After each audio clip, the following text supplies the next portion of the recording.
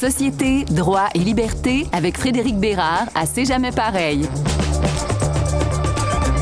On va parler de l'Alberta et des Maritimes ce matin. On va sortir de la belle province parce que l'Alberta qui a publié un rapport au début de l'automne qui estimait qu'un régime albertain de pension pourrait offrir des taux de cotisation plus faibles et des rendements plus élevés pour les Albertains. On estime également que la province pourra avoir droit à près de 50% des milliards de dollars actuellement dans le régime de pension du Canada. Comment on doit donc analyser cette histoire? On va revenir également sur cette exemption de taxe carbone pour les provinces des Maritimes annoncée par le gouvernement libéral. Donc, c'est en plein dans les compétences, dans la talle de notre chroniqueur, avocat, docteur en droit et chroniqueur Frédéric Bérard. Salut! Salut! Pour revenir donc sur cette idée albertaine de son propre régime de pension, on fait des parallèles avec le modèle québécois. Alors, ma question ce matin, est-ce que c'est possible pour une province en 2023 de créer son propre régime de pension et de réclamer sa part du régime de pension fédéral? Il y a plusieurs choses à dire, Frédéric. Premièrement, si tu regardes la loi constitutionnelle de 1867, qui a créé le Canada, en quelque sorte, si tu regardes son article 94A majuscule, quand il y a un A majuscule, ça veut dire qu'il y a un amendement. Ben, ce qu'il y a eu un amendement, ce que ça veut dire, ce que nous dit 94A à l'heure actuelle, c'est que les pensions de vieillesse sont une compétence partagée, donc, entre le fédéral et les provinces. Mais dans ce cas très précis, c'est l'exception. S'il y avait un conflit de loi entre une loi fédérale sur les pensions et une loi provinciale sur les pensions, c'est le Québec dans ce cas-ci, ou l'Alberta, ou peu importe, le Nouveau-Brunswick, qui aurait préséance. Donc, ça serait la loi provinciale qui aurait prépondérance, qui est l'exception à la règle. Donc, en d'autres termes, est-ce qu'une province peut créer son propre régime de pension? La réponse, c'est oui, c'est prévu à 94A. La meilleure preuve de ça, c'est que Québec a lui-même décidé, ou elle-même, si on parle de province, décidé de créer son propre régime en 1966. La Caisse de dépôt et de placement est un peu à cet effet-là. Québec n'a jamais participé au programme fédéral de pension. Il fait cavalier seul, en quelque sorte. Et là, ce qui est intéressant, c'est que, contrairement au Québec, l'Alberta, elle, a participé au régime fédéral pendant très longtemps, on le sait. Et là, il va y avoir, je te l'annonce en grande primeur, une sacrée chicane en vue, parce que là, la question, c'est de savoir qui a le droit à combien. Mais est-ce qu'elle peut reprendre ses billes? C'est ce qu'elle veut faire, l'Alberta, là. Bon, mais là, il y a une autre affaire. C'est que dans la loi sur les pensions fédérales, il est prévu qu'une province puisse se retirer du programme en question aux suites de négociations avec le fédéral. Pas besoin de la tête à Papineau pour comprendre que les négociations vont porter sur une seule et unique chose, c'est-à-dire combien ça vaut tout ça. L'Alberta a contribué depuis le début, évidemment, au régime fédéral. Alors, à combien s'évalue sa contribution, plus les intérêts et tout le tralala? Et là, c'est là que ça devient difficile, c'est là que le bas blesse. Parce que l'Alberta est quand même, je pense, c'est 16% de la population canadienne à tout casser. De partir avec la moitié du fonds de pension d'un coup, t'imagines un peu là l'espèce d'acrimonie que ça va créer avec le fédéral. Mais si ta question, c'est est-ce que l'Alberta peut créer son propre régime? La réponse est oui, 94A. Et est-ce qu'elle peut sortir du régime fédéral en allant chercher une partie de ses contributions aux totalités? La réponse est oui aussi, c'est prévu dans la loi fédérale. Et qu'est-ce que ça pourrait provoquer comme effet domino? Parce que là, le Québec n'y participe pas, on l'a mentionné. Là, l'Alberta donc envisage ça. Est-ce que ça pourrait donner des idées à d'autres provinces?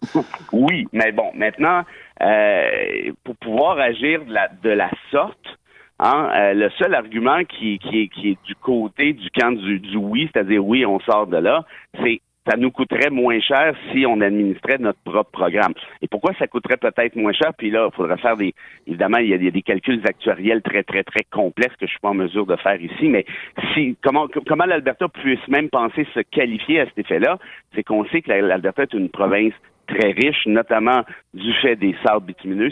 Elle est moins riche, évidemment, depuis quelques années, mais elle a quand même, je te dirais, des revenus qui sont hors de l'ordinaire pour plusieurs autres provinces. À titre d'exemple, je verrais mal, puis je le dis en tout respect, le Nouveau-Brunswick penser sortir de ce même régime-là, puisqu'il en tire très nécessairement profit. Est-ce que ça pourrait donner, parce que là, on parle du régime de pension. On sait que les Albertains ont d'autres problèmes avec d'autres programmes, disons, fédéraux. Je pense à la péréquation, par exemple, d'autres choses comme ça. Si on commence à toucher au régime de pension, est-ce qu'il y a d'autres comme ça, chasse gardée, d'autres boîtes de Pandore qui pourraient être ouvertes dans le futur? Ben, ta question est très, très, très pertinente et ma réponse va être un peu plate, mais elle sera la suivante, ce sera du cas par cas, hein, dépendamment de quelles compétences on parle.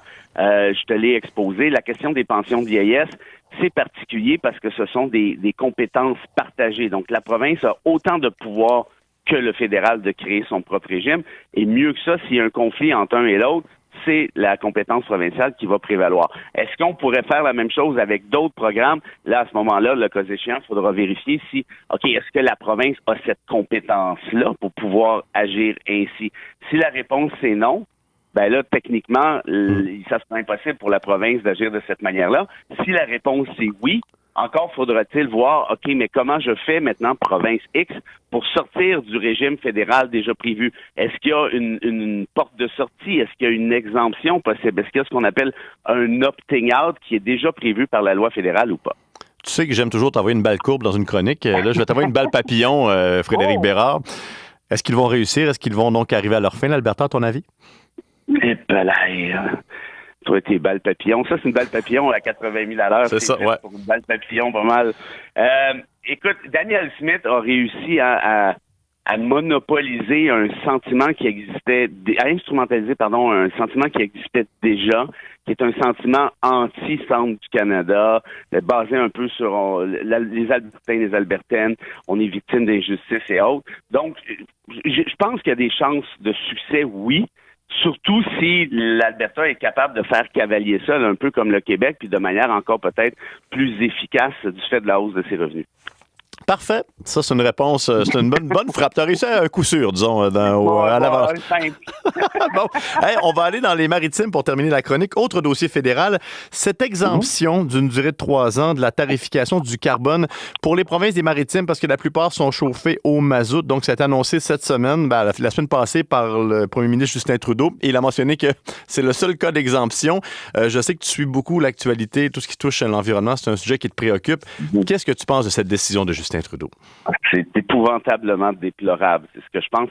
Tu te souviens quand le gouvernement, quand la CAQ a perdu l'élection partielle dans Jean Talon, le lendemain, François Legault parlait de rediscuter du troisième lien. Bon, on va y repenser, on s'excuse. Ben, ça s'appelle un geste de panique. Ce que fait Justin Trudeau actuellement, c'est exactement ça. Il voit le fossé qui est en train de se creuser entre lui et les conservateurs, et là, décide de faire un geste purement politique. Et c'est franchement déplorable, Frédéric, parce que la taxe sur le carbone, c'est un bel outil, ça fonctionne, c'est né en Scandinavie, la Suède a fait des petits miracles avec ça, le Danemark aussi. Par contre, pour l'appliquer de manière sérieuse, ça prend du courage politique, ce que n'a visiblement pas Justin Trudeau. Et là, on le voit bien, parce que dans les provinces atlantiques, il y a plusieurs appuis, il y a plusieurs comtés libéraux qui s'y trouvent. On sait qu'il y en a beaucoup là-dedans qui se chauffent au mazout, qui utilisent le mazout. Il y a très nécessairement des discussions qui ont lieu au cabinet. On va leur donner une chance. Le problème, c'est qu'en faisant ça, c'est que le mazout pollue encore pas mal plus que plusieurs autres énergies. Et est-ce qu'une transition est possible en 3 ans? Parce qu'on parle d'une exemption, on leur donne un peu du temps. Est-ce qu'ils auront le temps de faire une transition totale d'ici 3 ans? Moi, je me souviens très bien, tu t'en rappelles aussi, quand Stéphane Dion est arrivé avec son Green Plan, le plan vert, où il y avait une espèce de taxe. C'était pas une taxe sur le carbone comme tel, mais ça se ressemblait beaucoup. Et les provinces atlantiques s'étaient mis à crier au meurtre. Stéphane Dion s'était fait ramasser aux élections de 2007, puis on n'en a plus parlé. En d'autres termes, le problème, c'est que si on veut sauver la planète, ça va prendre du courage politique. Et donner des exemptions à tout bout de champ, aussitôt qu'on se fait brasser dans les sondages, mais très malheureusement, on n'y arrivera pas. Maintenant, tu vas me dire, oui, mais si Pierre Poilievre est là, il va faire la même chose. Évidemment, et puis c'est justement dans c'est justement le carcan dans lequel on se trouve actuellement, où personne n'est gagnant. Frédéric Bérard, vous n'êtes pas exempté, vous êtes libéré pour cette chronique. On se reparle comme d'habitude mercredi prochain. Avec grand plaisir. Bye bye.